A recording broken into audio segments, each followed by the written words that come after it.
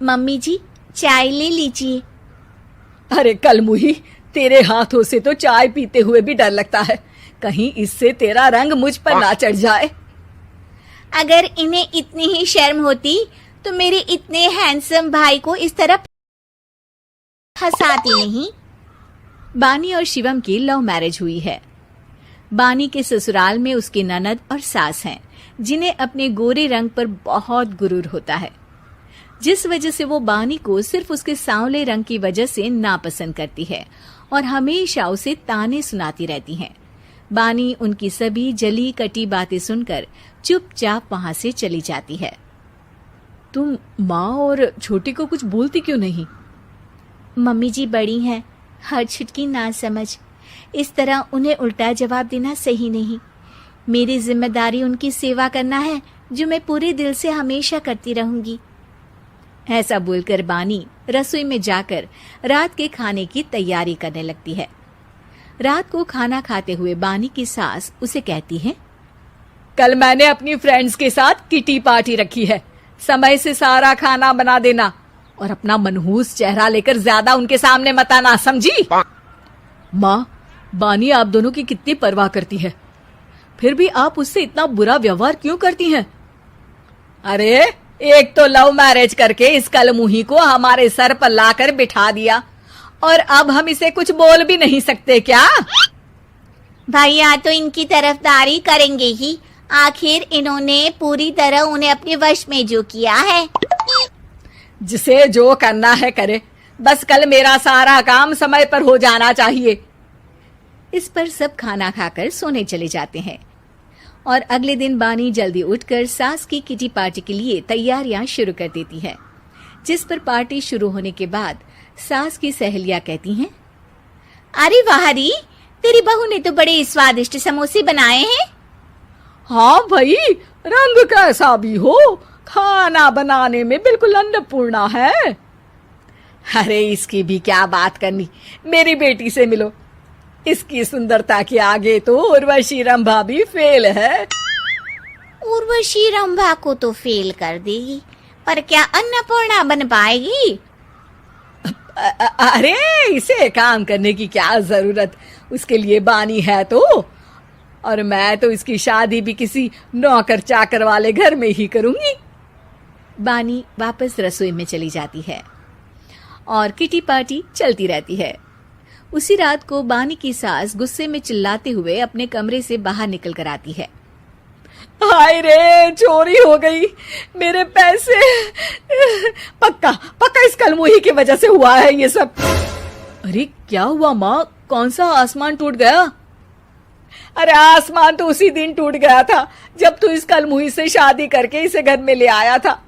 खुद तो आई ही, अपने साथ साथ मनहूसियत का काला साया भी मेरे घर ले आई। अरे हुआ क्या माँ? अरे मेरी तिजोरी में रखे पैसे कहीं गायब हो गए, सुबह ही देखा, अरे यहीं रखे थे। क्या आप मुझ पर चोरी का इल्जाम लगा रही हैं?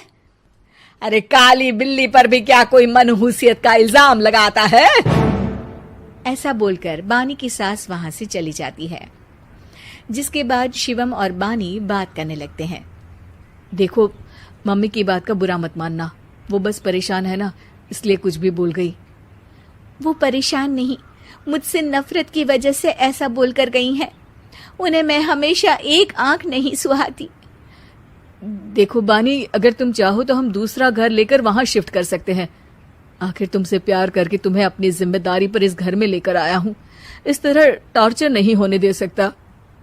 अगर आप साथ हैं तो मुझे किसी चीज की टेंशन नहीं, और आखिर वो हमारी बुजुर्ग हैं, हम उन्हें और छुटकी को इस तरह अकेले छोड़कर कैसे जा सकते हैं।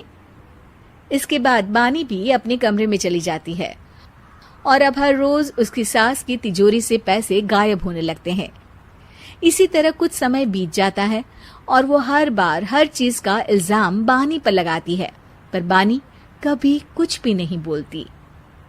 कलमुही नास पीटी, बहू को घर की लक्ष्मी बोलते हैं, ये तो पनौती बनकर आई है, पनौती। एक रात बानी की सास को आधी रात में प्यास लगती है, तो वो पानी पीने रसोई की तरफ जाती है। तभी उसे अपनी बेटी के कमरे में कुछ आवाज सुनाई देती है। हाँ हाँ, मैंने मम्मी की तिजोरी से हर रोज थोड़े थोड़े पैसे निकाल कर हम दोनों के लायक खूब पैसे इकट्ठे कर लिए हैं। और मम्मी आज तक उस सब के लिए भाभी को ही जिम्मेदार समझती है।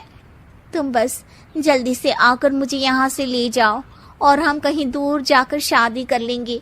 मम्मी को कुछ पता नहीं चलेगा, सब मुसीबत खत्म।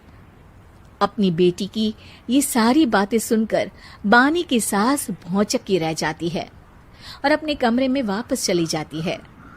जब अगली सुबह बानी सास के कमरे में आती है, मम्मी जी, क्या बात है, आज आप कमरे से बाहर ही नहीं आई? आपकी तबीयत तो ठीक है ना? क्या छुटकी कमरे से बाहर आई या तुम उसके कमरे में गई? नहीं नहीं, क्यों, जाना है क्या? मैं अभी चली जाती हूँ। नहीं, कोई कहीं नहीं जाएगा। इस पर वो बानी को साथ लेकर कमरे से बाहर आती है, जहाँ शिवम भी होता है। वहां उसकी सास बोलती है, छुटकी मेरी तिजोरी के सारे पैसे लेकर अपनी माँ के बारे में कोई ख्याल करे बिना किसी लड़के के साथ घर छोड़कर चली गई। और बहू, तुमने मुझ जैसी सास की सेवा करने के लिए अपने ही पति के साथ दूसरे घर जाने से मना कर दिया। मैंने हमेशा तुम्हारा रंग देखा अच्छा ही नहीं, जो मेरी सबसे बड़ी गलती है। मुझे माफ कर दे बेटा। और इसके बाद बानी की सास कभी अपनी बहू की तारीफ करते